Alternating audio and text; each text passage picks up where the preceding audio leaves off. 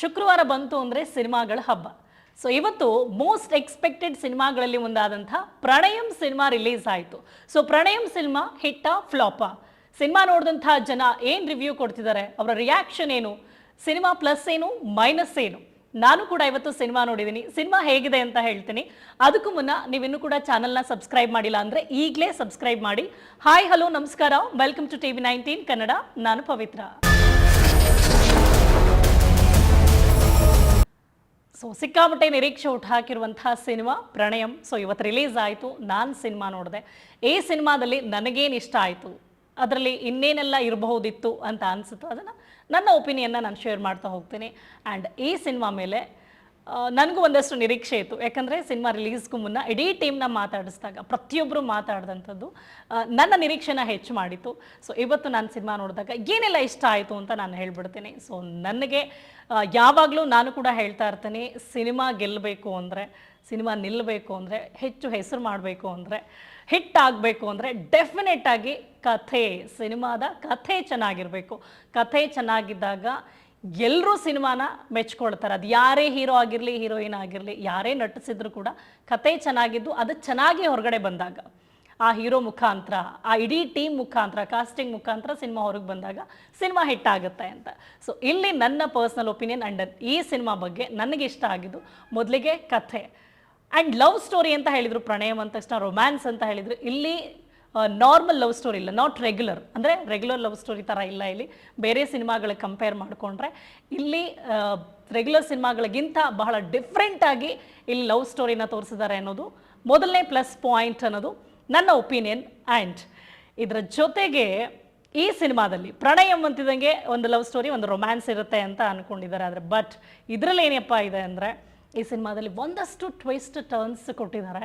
And ಯಾರು ಕೂಡ guess ಮಾಡೋದಕ್ಕಾಗಲ್ಲ, ಅಷ್ಟು ಈಸಿಯಾಗಿ ಗೆಸ್ ಮಾಡೋದಕ್ಕಾಗಲ್ಲ, ಪ್ರೆಡಿಕ್ಟ್ ಮಾಡೋದಕ್ಕಾಗಲ್ಲ.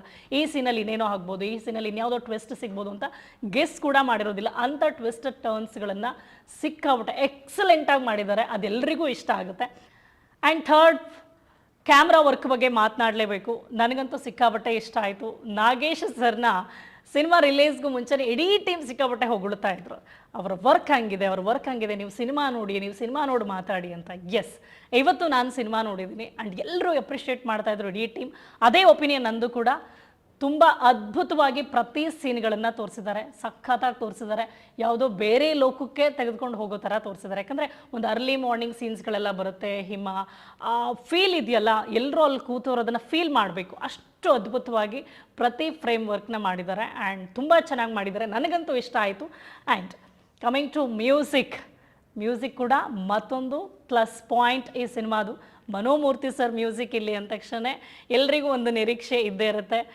ಡೆಫಿನೆಟಾಗಿ ಅವರ ಮ್ಯೂಸಿಕ್ ಬಗ್ಗೆ ಎರಡನೇ ಮಾತಾಡೋ ಆಗಿಲ್ಲ. ಮನೋಮೂರ್ತಿ ಸರ್ ಅಂತಿದ್ದಂಗೆ ಎಲ್ಲರೂ ಮುಂಗಾರು ಮಳೆ ಒಂದು ಸರಿ ನೆನ್ಪು ಮಾಡ್ಕೊಳ್ತಾರೆ. ಅದೇ ಥರ ಮಳೇಲಿ ಇಲ್ಲೂ ಕೂಡ ನೆನೆಸಿದ್ದಾರೆ. ಅಂದರೆ ಮಳೇಲಾಗುತ್ತೆ ಅಂತ ಅಲ್ಲ, ಅಷ್ಟು ಚೆನ್ನಾಗಿ ಫೀಲ್ ಮಾಡೋ ಹಾಗೆ ಒಂದು ಒಳ್ಳೆ ಮ್ಯೂಸಿಕ್ ಕೊಟ್ಟಿದ್ದಾರೆ. ಮದುವೆ ಅಥವಾ ಮದುವೆ ಆದ ನಂತರ ಒಂದು ರೊಮ್ಯಾನ್ಸ್ ಇರ್ಬೋದು, ಅಲ್ಲಿ ಪ್ರತಿ ಹಾಡುಗಳು ಕೂಡ ಅದ್ಭುತವಾಗಿದೆ, ಬಹಳ ಇಷ್ಟ ಆಗುತ್ತೆ. ಮತ್ತೆ ಮತ್ತೆ ಕೇಳುವಂಥ ಹಾಡುಗಳನ್ನು ಇಲ್ಲಿ ಕೊಟ್ಟಿದ್ದಾರೆ. Again Mano Murthy sir super hit ಹಾಡುಗಳನ್ನು ಕೊಟ್ಟರು. ಆ್ಯಂಡ್ ಇನ್ನೊಂದು, ನಾನು ಆಗಲೇ ಹೇಳಿದೆ, ಒಂದಷ್ಟು ಟ್ವಿಸ್ಟ್ ಟರ್ನ್ಸ್ ಎಲ್ಲ ಇದೆ, ಅದಿಷ್ಟ ಆಗುತ್ತೆ ಎಲ್ರಿಗೂ ಅಂತ. ಇಲ್ಲಿ ಒಂದು ಹೊಸ ಕ್ಯಾರೆಕ್ಟರ್ ಎಂಟ್ರಿ ಆಗುತ್ತೆ. ಅಲ್ಲಿಂದ ಸಿನಿಮಾ ನೆಕ್ಸ್ಟ್ ಲೆವೆಲ್ ಅಂತ ಹೇಳ್ಬೋದು, ಬೇರೆ ಹಂತಕ್ಕೆ ಹೋಗ್ಬಿಡುತ್ತೆ ಸಿನಿಮಾ. ಸೊ ಅಲ್ಲಿವರೆಗೂ ನಾವೇನು ನೋಡಿರ್ತೀವಿ ಸಿನಿಮಾನ, ಅದರಿಂದ ಮುಂದೆ ಏನಾಗುತ್ತೆ ಅಂತ ಯಾರು ಕೂಡ ಗೆಸ್ ಮಾಡಿರೋದಿಲ್ಲ. ಅಷ್ಟು ಒಳ್ಳೆ ಟ್ವಿಸ್ಟನ್ನು ಕೊಟ್ಟಿದ್ದಾರೆ ಅಲ್ಲಿ. ಅದಂತೂ ನೀವು ನೇರವಾಗಿ ಥಿಯೇಟ್ರಿಗೆ ಹೋಗಿನೇ ಆ ಸೀನ್ನ ನೋಡಬೇಕು, ಎಂಜಾಯ್ ಮಾಡಬೇಕು. ಸೊ ಅಷ್ಟು ಚೆನ್ನಾಗಿದೆ. ಆ್ಯಂಡ್ ಇಡೀ ಸಿನಿಮಾ ಇಷ್ಟು ಅದ್ಭುತವಾಗಿ ಬರಬೇಕು ಅಂದರೆ, ಇಷ್ಟು ರಿಚ್ಚಾಗಿ ಬರಬೇಕು ಅಂದರೆ, ಅಗೈನ್ ಇಲ್ಲಿ ನೇರವಾದಂಥ ಕಾರಣ ಅಂದರೆ ಪರಮೇಶ್ವರ್ ಸರ್. ಯಾಕಂದರೆ ಅವರು ಇಲ್ಲಿ ಪ್ರೊಡ್ಯೂಸರ್, ಒಳ್ಳೆ ಸಿನಿಮಾನ ಈಗ ಮತ್ತೊಮ್ಮೆ ಕೊಡ್ತಿದ್ರು. ಅವರು ಸಿಕ್ಕಾಪಟ್ಟೆ ಕಾನ್ಫಿಡೆಂಟ್ ಆಗಿದ್ರಪ್ಪ ಸಿನಿಮಾ ರಿಲೀಸ್ಗೂ ಮುನ್ನ. ಇಲ್ಲ ಮೇಡಮ್, ತುಂಬ ಚೆನ್ನಾಗಿ ಬಂದಿದೆ ಸಿನಿಮಾ, ನೀವು ಸಿನಿಮಾ ನೋಡಿ ಹೇಳ್ತೀರಾ ಅಂತ. ಎಸ್, ಇವತ್ತು ಸಿನಿಮಾ ನೋಡಿದ ಮೇಲೆ ಗೊತ್ತಾಯಿತು, ಒಂದೊಳ್ಳೆ ಸಿನಿಮಾನ ಅವ್ರು ಕೊಟ್ಟಿದ್ದಾರೆ. ಸೊ ಅದಕ್ಕೆ ಹೇಳೋದು, ಯಾವಾಗಲೂ ಪ್ರೊಡ್ಯೂಸರ್ಸ್ಗಳಿಗೆ ಒಂದು ಶಕ್ತಿ ಬರಬೇಕು. ಸಿನಿಮಾ ಗೆದ್ದರೆ ಒಂದೊಳ್ಳೆ ಶಕ್ತಿ ಬರುತ್ತೆ, ಇನ್ನೊಂದಷ್ಟು ಒಳ್ಳೆ ಸಿನಿಮಾಗಳನ್ನು ಕೊಡ್ತಾರೆ ಅಂತ. ಆ್ಯಂಡ್ ಡೆಫಿನೆಟಾಗಿ ಇಲ್ಲಿ ಮತ್ತೆ ನಾವು ಆ್ಯಕ್ಟಿಂಗ್ ಬಗ್ಗೆ ಮತ್ತೊಂದಷ್ಟು ಮಾತಾಡಬೇಕು ಅನ್ನೋದಾದರೆ, ರಾಜವರ್ಧನ್ ಅವರು ಕೂಡ ತುಂಬ ಚೆನ್ನಾಗಿ ಆ್ಯಕ್ಟ್ ಮಾಡಿದ್ದಾರೆ. ಅದರ ಜೊತೆಗೆ ನಯನಾ ಗಂಗೂಲಿ ಇಡೀ ಸಿನಿಮಾದಲ್ಲಿ ಇಡೀ ಸಿನಿಮಾದಲ್ಲಿ ಅದ್ಭುತವಾಗಿ ಆ್ಯಕ್ಟ್ ಮಾಡಿದ್ದಾರೆ.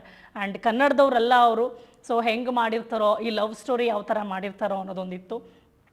ಬಿಕಾಸ್ ಈ ಪ್ರಮೋಷನ್ ಟೈಮಲ್ಲೆಲ್ಲ ನಯನಾ ಗಂಗೂಲಿ ಅವ್ರನ್ನ ಮೀಟ್ ಮಾಡಿಲ್ಲ ಅಂದರೂ ಕೂಡ ಅವರ ನಟನೆ ಇವತ್ತು ನಾವು ಅವ್ರನ್ನ ನೇರವಾಗಿ ಮೀಟ್ ಮಾಡಿದ್ವೇನೋ ಅನ್ನೋ ಮಟ್ಟಕ್ಕೆ ತೊಗೊಂಡೋಯ್ತು. ಅಷ್ಟು ಚೆನ್ನಾಗಿ ಆ್ಯಕ್ಟ್ ಮಾಡಿದ್ದಾರೆ. ಅವ್ರಿಗೆ ಒಂದು ಒಳ್ಳೆ ಲೈಫ್ ಇದೆ ಅಂತ ನನಗನ್ಸುತ್ತೆ.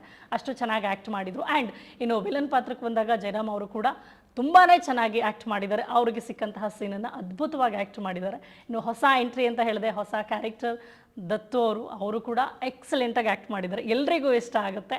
ಸೊ ನನಗೂ ಕೂಡ ಪರ್ಸ್ನಲಿ ಅವರು ಕಡಿಮೆ ಸ್ಪೇಸಲ್ಲಿ ಬಂದರೂ ಕೂಡ ತುಂಬ ಚೆನ್ನಾಗಿ ಒಂದು ಟ್ವಿಸ್ಟ್ ಅಂತ ಸಿಕ್ಕಿದಾಗ ಅವರ ಆ್ಯಕ್ಟಿಂಗ್ ಭಾಳ ಚೆನ್ನಾಗಿದೆ. ಇದಿಷ್ಟು ಕೂಡ ಸಿನಿಮಾದ ಪ್ಲಸ್ ಅಂತ ಹೇಳ್ಬೋದು. ಸಿನಿಮಾ ಯಾಕೆ ಇಷ್ಟ ಆಗುತ್ತೆ ಅಂದರೆ ಇದೆಲ್ಲವೂ ಕೂಡ ಕಾರಣ ಆಗುತ್ತೆ. ಸೊ ಈಗ when comes to negative minus ಏನಿದೆ ಅಂತ ನೋಡೋದಾದ್ರೆ ಅಂಥ ಮೇಜರ್ ಇಲ್ಲ ಅಂದರೂ ಸಣ್ಣ ಪುಟ್ಟ ಮೈನಸ್ ಅಥವಾ ಮೈನರ್ ಪಾಯಿಂಟ್ಸ್ಗಳು ಇದ್ದೇ ಇರ್ತದೆ. ಸೊ ಇಲ್ಲಿ ಇಡೀ ಸಿನಿಮಾ ನೋಡಿದಾಗ ನನಗನ್ಸಿದ್ದು ಸ್ಕ್ರೀನ್ ಪ್ಲೇ ಇನ್ನೊಂದಷ್ಟು ಇಂಪ್ರೂವ್ ಮಾಡ್ಬೋದಾಗಿತ್ತು, ಇನ್ನೊಂದಷ್ಟು ಬೆಸ್ಟ್ ಮಾಡ್ಬೋದಿತ್ತು. ಅಂದರೆ ಏನು ಪ್ಲ್ಯಾನ್ಸ್ ಇತ್ತು ಅದರ ಎಕ್ಸಿಕ್ಯೂಷನ್ ಇನ್ನೊಂದಷ್ಟು ಬೆಟರಾಗಿ ಬರ್ಬೋದಿತ್ತು ಅಂತ ನನಗನ್ನಿಸ್ತು. ಆ್ಯಂಡ್ ಯಾಕಂದರೆ ಕಥೆಯಲ್ಲಿ ತುಂಬ ಚೆನ್ನಾಗಿದೆ. ಕತೆ ಚೆನ್ನಾಗಿದ್ದಾಗ ಅದನ್ನು ಎಕ್ಸಿಕ್ಯೂಟ್ ಯಾವ ಥರ ಮಾಡ್ತಾರೆ ಅನ್ನೋದು ಇಂಪಾರ್ಟೆಂಟ್ ಆಗುತ್ತೆ. ಸೊ ಹಾಗಾಗಿ ಇಲ್ಲಿ ಸ್ಕ್ರೀನ್ ಪ್ಲೇ ಸ್ವಲ್ಪ ಇಂಪ್ರೂವ್ ಆಗಿದ್ದಿದ್ರೆ ಇನ್ನೂ ಕೂಡ ಸಿನಿಮಾ ಚೆನ್ನಾಗಿರ್ತಿತ್ತು ಅಂತ ನನಗನ್ಸುತ್ತೆ. ಹಾಗೆ ಸಿನಿಮಾ ನೋಡ್ತಿರ್ಬೇಕಾದ್ರೆ ಒಂದಷ್ಟು ಕಡೆ ಸಡನ್ನಾಗಿ ಶಾರ್ಟ್ಸ್ ಎಲ್ಲ ಕಟ್ ಆದಂಗೆ ಫೀಲ್ ಆಗುತ್ತೆ, ಕಟ್ ಶಾರ್ಟ್ಸ್ ಥರ ಫೀಲ್ ಆಗುತ್ತೆ. ಸೊ ಕಂಟಿನ್ಯೂಟಿ ಕಾಣ್ತಾ ಇರಲಿಲ್ಲ. ಅದೊಂದು ಸ್ವಲ್ಪ ಮೈನರ್ ಪಾಯಿಂಟ್ ಅನ್ನೋದು ನನ್ನ ಒಪಿನಿಯನ್. ಸೊ ಅದರ ಜೊತೆಗೆ ರಾಜವರ್ಧನ್ ಈಗಾಗಲೇ ನೋಡಿ ಅವರು ಒಳ್ಳೆ ಆ್ಯಕ್ಟ್ ಮಾಡ್ತಾರೆ, ಒಳ್ಳೆ personality and looks so good. ತುಂಬ ಹ್ಯಾಂಡ್ಸಮಾಗಿ ಕಾಣಿಸ್ತಾರೆ ಇಡೀ ಸಿನಿಮಾದಲ್ಲಿ. ಅವರನ್ನು ಇನ್ನೊಂಚೂರು ಬಳಸ್ಕೋಬೋದಿತ್ತು ಅಂತ ನನಗನ್ಸುತ್ತೆ. ಯಾಕಂದರೆ ಇಲ್ಲಿ ನಾವಾಗಲೇ ಹೇಳ್ದಂಗೆ ಈ ಸ್ಟೋರಿ ಏನಿದೆ, ಕಥೆ ಏನಿದೆ, ಈ ಕಥೆಯಲ್ಲಿ ಅವರ ಬಳಕೆ ಇನ್ನೊಂದಷ್ಟು ಆಗಬೇಕಿತ್ತು. ಕಾರಣ ಇಲ್ಲಿ ಒಂದು ಸೀನ್ ಬಗ್ಗೆ ನಾವು ಹೇಳೋದಾದರೆ, ಅವರು ಮದುವೆ ಆಗಿದ್ದಾರೆ, ಅವ್ರ ಹುಡುಗಿ ಯಾರೋ ಕಿಡ್ನಾಪ್ ಮಾಡಿದ್ರು ಅಥವಾ ಮತ್ತು ಅವರು ಎಲ್ಲಾದರೂ ಯಾರ ಜೊತೆಗಾದರೂ ಹೋದ್ರು ಇನ್ನೂ ಗೊತ್ತಿಲ್ಲ.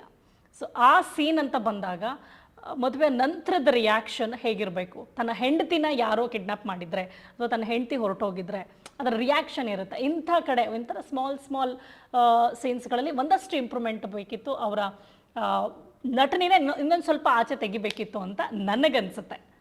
ಇನ್ನು ಇಲ್ಲಿ ರಾಜವರ್ಧನ್ ಅಂದರೆ ಸಿನಿಮಾ ಹೀರೋ, ಇವ್ರನ್ನ ಇನ್ನೊಂದಷ್ಟು ಬಳಸ್ಕೋಬೋದಿತ್ತು ಅಂತ ಅನ್ಸುತ್ತೆ ಈ ಕಥೆಯಲ್ಲಿ. ಅಂದರೆ ಇನ್ನೊಂದಷ್ಟು ಬಳಸ್ಕೋಬೋದಿತ್ತು ಅಂದರೆ ಅಲ್ಲಿ ಕೆಮಿಸ್ಟ್ರಿ ಅವರಿಬ್ಬರಿಗೂ ಹೀರೋ ಹೀರೋಯಿನ್ಗೂ ತುಂಬ ಚೆನ್ನಾಗಿ ವರ್ಕ್ ಆಗಿದೆ, ತುಂಬ ಚೆನ್ನಾಗಿ ಮಾಡಿದ್ದಾರೆ.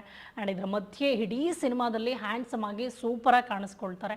ಬಟ್ ಒಂದಷ್ಟು ಸೀನ್ಸ್ಗಳಲ್ಲಿ ಏನು ಫೀಲ್ ಆಗುತ್ತೆ, ಈಗಾಗಲೇ ಹೇಳಿದ್ವಿ ಒಂದಷ್ಟು ಟ್ವಿಸ್ಟ್ಗಳು ಬರುತ್ತೆ, ಟ್ವಿಸ್ಟ್ ಆ್ಯಂಡ್ ಟರ್ನ್ಸ್ ಇದೆ ಅಂತ. ಸೊ ಅಂಥ ಕಡೆ ಬಂದಾಗ ಅವರ ರಿಯಾಕ್ಷನ್ ಏನಿದೆ, ಸೊ ಒಬ್ಬ ಹೀರೋ ಅಂದ ತಕ್ಷಣ ಇದರಲ್ಲೂ ಒಂದು ಆ್ಯಕ್ಷನ್ ಇದೆ, ಫೈಟ್ಸ್ ಇದೆ, ತುಂಬ ಚೆನ್ನಾಗಿ ಮಾಡಿದ್ದಾರೆ. ಆದರೆ ಹೀರೋ ಅಂತ ಬಂದ ತಕ್ಷಣ ಒಂದಷ್ಟು ಡೈಲಾಗ್ಸ್ನ ಎಕ್ಸ್ಪೆಕ್ಟ್ ಮಾಡ್ತಾರೆ. ಅದರಲ್ಲೂ ಲವ್ ವಿಚಾರ ಬಂದಾಗ ಅಥವಾ ಅವರ ಹುಡುಗಿ ಮತ್ತಾರೋ ಕಿಡ್ನಾಪ್ ಮಾಡಿದ್ರು, ಇನ್ನೇನೋ ಆಯಿತು, ಅಲ್ಲೊಂದು ಟ್ವಿಸ್ಟ್ ಅಂತ ಏನು ಹೇಳಿದ್ದೀನಿ, ಅಂಥ ಸೀನ್ ಬಂದಾಗ ಅವರ ರಿಯಾಕ್ಷನ್ ಹೇಗಿರುತ್ತೆ, ಒಂದು ಮಾಸ್ಟರ್ ಡೈಲಾಗ್ ಇರ್ಬೋದು, ಇಂಥದ್ದೆಲ್ಲ ಮಿಸ್ ಆಯಿತು ಎಲ್ಲೋ ಒಂದು ಕಡೆ ಅಂತ. ಯಾಕಂದರೆ ಅವರ ಫ್ಯಾನ್ಸ್ ಅಂತ ಬಂದರೆ ಯಾರೇ ಸಿನಿಮಾ ನೋಡುವಾಗಲೂ ಹೀರೋಯಿಂದ ವೆರಿ ಕಾಮನ್ ಆಗಿ ಎಕ್ಸ್ಪೆಕ್ಟ್ ಮಾಡೋ ಪಾಯಿಂಟ್ ಇದು. ಸೊ ಹಾಗಾಗಿ ಒಂದಷ್ಟು ಡೈಲಾಗ್ಸ್ ಇರಬೇಕಿತ್ತು ಅಂತ ನನಗನ್ಸುತ್ತೆ. ಆ್ಯಂಡ್ ರಿಯಾಕ್ಷನ್ಸಲ್ಲಿ ಒಂದಷ್ಟು ಸ್ವಲ್ಪ ಚೇಂಜಸ್ ಇದ್ದರೆ, ಅಂದರೆ ರಿಯಾಕ್ಷನ್ ಸ್ವಲ್ಪ ಇಂಪ್ರೂವ್ಮೆಂಟ್ ಆದರೆ ತುಂಬ ಚೆನ್ನಾಗಿರ್ತಿತ್ತು ಅನಿಸುತ್ತೆ. ಈ ಎಲ್ಲ ಮೈನರ್ ಪಾಯಿಂಟ್ಸ್ಗಳು ಇಂಪ್ರೂವ್ ಆಗಿದ್ದರೆ ಸಿನಿಮಾ ಇನ್ನೂ ಅದ್ಭುತವಾಗಿರ್ತಿತ್ತು, ಅಂದರೆ ಇನ್ನೂ ಚೆನ್ನಾಗಿರ್ತಿತ್ತು, ಚೆನ್ನಾಗಿ ಮಾಡ್ಬೋದಿತ್ತು ಅಂತ ನನಗನ್ಸುತ್ತೆ. ಇದು ನನ್ನ ಒಪಿನಿಯನ್. ಸೊ ಓವರಾಲ್ ಒಂದೊಳ್ಳೆ ಸಿನಿಮಾ. ಇಡೀ ಸಿನಿಮಾದಲ್ಲಿ ನಾವು ಈಗಾಗಲೇ ಹೇಳ್ದಂಗೆ ಒಂದೊಳ್ಳೆ ರೊಮ್ಯಾನ್ಸ್, ಒಂದೊಳ್ಳೆ ಲವ್ ಸ್ಟೋರಿ ಆ್ಯಂಡ್ ಒಂದಷ್ಟು ಟ್ವಿಸ್ಟ್ ಟರ್ನ್ಸ್ಗಳು, ಸಸ್ಪೆನ್ಸ್ನ ನಿಜವಾಗ್ಲೂ ಸಿನಿಮಾ ಸ್ಟಾರ್ಟಿಂಗಿಂದ ಕೊನೆವರೆಗೂ ಕ್ಯಾರಿ ಮಾಡಿದ್ದಾರೆ. That is true. ಸ್ಟಾರ್ಟಿಂಗಿಂದ ಎಂಡ್ವರೆಗೂ ನಾವೆಲ್ಲೂ ಕೂಡ ಪ್ರೆಡಿಕ್ಟ್ ಮಾಡದೇ ಇರುವಂಥ ಒಂದಷ್ಟು ಸೀನ್ಸ್ಗಳು ಮುಂದೆ ಬರ್ತವೆ. ಅದರ ಜೊತೆಗೆ ಒಂದು ಕ್ಯಾರೆಕ್ಟರ್ ಎಂಟ್ರಿ ಆಗೋದು ಅಂತ ಹೇಳಿದೆ. ಸೊ ಓವರಾಲ್ ಸಿನಿಮಾ ಅಂತೂ ಪಕ್ಕಾ ಪೈಸಾ ವಸೂಲ್ ಮೂವಿ. ಆ್ಯಂಡ್ ಈಗಿನ ಯೂತ್ಸ್ಗಂತೂ ತುಂಬ ಇಷ್ಟ ಆಗುತ್ತೆ ಸಿನಿಮಾ. ಆ್ಯಂಡ್ ಈಗಾಗಲೇ ಹೇಳ್ದಂಗೆ ಹೀರೋ ಹೀರೋಯಿನ್ ಕೆಮಿಸ್ಟ್ರಿ ತುಂಬ ಚೆನ್ನಾಗಿ ವರ್ಕೌಟ್ ಆಗಿದೆ. ಆ್ಯಂಡ್ ಅಲ್ಲಲ್ಲಿ ಒಂದಷ್ಟು ಸಣ್ಣ ಪುಟ್ಟ ಚೇಂಜಸ್ ಏನಿದೆ ಅಂತ ಹೇಳಿದೆ, ಅದನ್ನು ಇಂಪ್ರೂವ್ ಮಾಡಿದರೆ ಇನ್ನೂ ಸೂಪರಾಗಿರ್ತಾ ಇತ್ತು. ಸೊ ಓವರಾಲ್ ಈ ಸಿನಿಮಾ ಫ್ಯಾಮಿಲಿ ಆಡಿಯನ್ಸ್ಗೂ ಇಷ್ಟ ಆಗುತ್ತೆ ಆ್ಯಂಡ್ ಯೂತ್ಸ್ಗೂ ಕೂಡ ಇಷ್ಟ ಆಗುತ್ತೆ. ಸೊ ಹಾಗಾಗಿ ನೀವು ಥಿಯೇಟ್ರಿಗೆ ಹೋಗಿ ಪ್ರಣಯಂ ಸಿನಿಮಾನ ನೋಡಿ, ಹಾಗೆ ಕನ್ನಡ ಸಿನಿಮಾನ ಬೆಳೆಸೋಣ ಅಂತ ಹೇಳ್ತಾ ಥ್ಯಾಂಕ್ಸ್ ಫಾರ್ ವಾಚಿಂಗ್. ನೀವು ಇನ್ನೂ ಕೂಡ ಚಾನಲ್ನ ಸಬ್ಸ್ಕ್ರೈಬ್ ಮಾಡಿಲ್ಲ ಅಂದರೆ ಮತ್ತೊಮ್ಮೆ ಹೇಳ್ತಾ ಇದ್ದೀನಿ, ಈಗಲೇ ಸಬ್ಸ್ಕ್ರೈಬ್ ಮಾಡಿ, ಹಾಗೆ ಲೈಕ್ ಮಾಡೋದು, ಕಮೆಂಟ್ ಮಾಡೋದನ್ನು ಮರಿಬೇಡಿ. ಹಾಗೆ ಈ ವಿಡಿಯೋನ ಮತ್ತೊಬ್ಬರಿಗೆ ಶೇರ್ ಮಾಡಿ. Thanks for watching.